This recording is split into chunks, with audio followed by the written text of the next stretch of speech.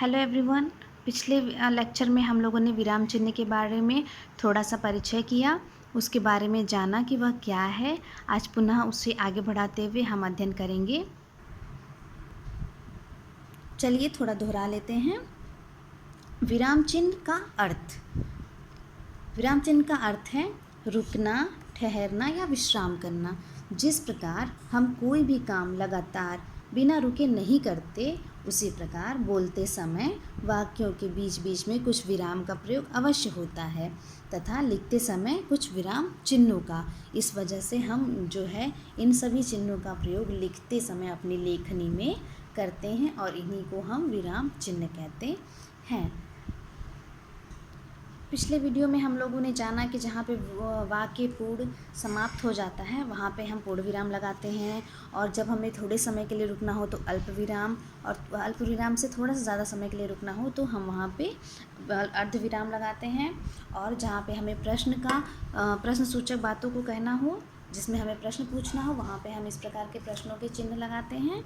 उसके बाद विस्मय सूचक, जहाँ पे हमें जो है हर्ष, शोक, खुशी, दुख आदि को व्यक्त करना हो तब हम यह चिन्ह लगाते हैं। उद्धरण चिन्ह में हम जो है जो व्यक्ति के द्वारा कही गई बातें होती उन्हें वैसे ही लिख देते हैं, उसमें कोई बदलाव नहीं करते हैं, उसे हम उद्धरण चिन्ह कहते हैं। उसके बाद आता है हमारा निर्देशक चिन्ह। निर्देशक चिन्ह में हम इसे संवाद या सूची इत्यादि में लगाते हैं, जैसे वाद विवाद प्रतियोगिता और जीव जंतु आदि।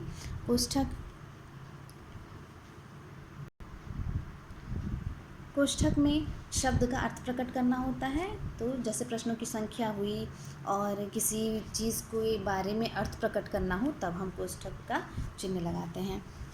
अब बात कर लेते हैं उपविराम की। उपविराम में दो बिंदी होती है जिसे हम उपविराम कहते हैं। इसे जब किसी बात को अलग करके दिखाना हो, जैसे कि यहाँ पे विज्ञान, वरदान या अभिशाप। अब विज्ञान तो एक है, लेकिन उसके वरदान और अभिशाप के बारे में बताना हो तो इस प्रकार के दो बिंदी लगा करके हम इसका प्रयोग करते हैं। यहाँ पर अब आता है विवरण चिन्ह। विवरण चिन्ह में जब किसी बात का विवरण अगली पंक्ति में देना हो, उसे हम दर्शाने के लिए विवरण चिन्ह का प्रयोग करते हैं। जैसे सर्वनाम के 5 भेद हैं, तो इसे अगर हमें लिखना है तो हम इस तरह के चिन्ह का प्रयोग करके उसे लिख देते हैं। अर्थात यहाँ लिखेंगे, फिर उसके बारे में जो भी पार्ट होगा, जो उसके भाग होंगे, वो हम नीचे लिख करके उसे प्रदर्शित करते हैं। योजक चिन्ह अगला हमारा चिन्ह है, योजक चिन्ह, जो कि इस तरह से होता है। निर्देशक चिन्ह और योजक चिन्ह में थोड़ा सा अंतर होता है, बस ज़रा सा। ये थोड़ा लंबा होता है और ये थोड़ा सा छोटा होता है। देखिए, जैसे यह दो शब्दों को एक साथ कहने के लिए प्रयुक्त होता है, जैसे कि सुख दुख, रात दिन, पाप पुण्य, कभी कभी जो है, और जैसे लगाने के बाद जब हम उदाहरण देते हैं तब हम इस प्रकार के चिन्ह को लगाते हैं, और यह जो बीच में चिन्ह लगे हुए हैं इसे ही हम योजक चिन्ह कहते हैं। अब बात करते हैं लाघव चिन्ह। यह एक शून्य के आकार का होता है, या इसे हम गोली कहते हैं। यह शब्दों को संक्षिप्त रूप में लिखने के लिए प्रयुक्त किया जाता है।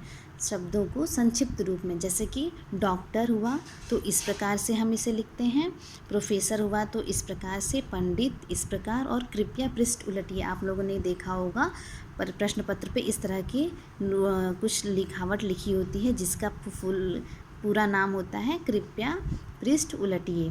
इस तरह के जो शून्य लगाते हैं वह हम उसे लाघव चिन्ह कहते हैं। आज हम लोगों ने क्या सीखा? वाक्य पढ़ते समय बीच में रुकने की प्रक्रिया को विराम कहते हैं तथा वाक्यों में लगने वाले चिन्ह को विराम चिन्ह कहते हैं। विराम चिन्ह अनेक प्रकार के होते हैं और इनका हम लिखित रूप में प्रयोग करते हैं। यह लिखने के लिए बहुत ही महत्वपूर्ण होते हैं, इनके बिना हमारी लेखनी पूर्ण नहीं हो पाती। आज का अभ्यास प्रश्न है, वाक्यों में यथास्थान उपयुक्त विराम चिन्हों के प्रयोग करके पुनः लिखिए। यहाँ पे कुछ वाक्य दिए गए हैं जिसमें उपयुक्त विराम चिन्ह लगाएं, जो कि यहाँ आपको बताए गए थे। जैसे, ओह बेचारा घायल हो गया, कहते थे इसके बिना मैं न रह सकूँगा। बैसाखी फिर आ गई, लेकिन यह पुरानी बहुत पुरानी बात है। तुमसे वकील साहब ने क्या कहा था? माली सुबह सुबह पार्क में आता है। इन सभी को आप जो है गृह कार्य में नोट करें। धन्यवाद।